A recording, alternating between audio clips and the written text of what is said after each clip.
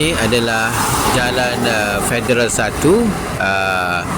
KL Ipoh, menghala sana ke Kuala Kebun Baru, dan ke belakang ini menghala ke Rasa Batang Kali.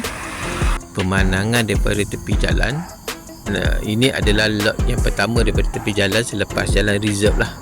Ini tanah dia, sungai, lepas sungai tanah dia, dan ada landasan kereta api di ujung tanah. Yang ini adalah jalan masuk ke tanah tu. Di sebelah kiri ini jiran dia, dan di sebelah kanan inilah tanah yang hendak dijual. Sempadan tanah bermula, kalau kita perhatikan di sini, pagar,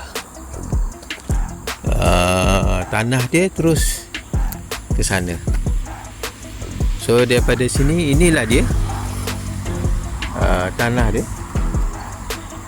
5.14 ekar. Gerani Geram Mukim Reserve Melayu.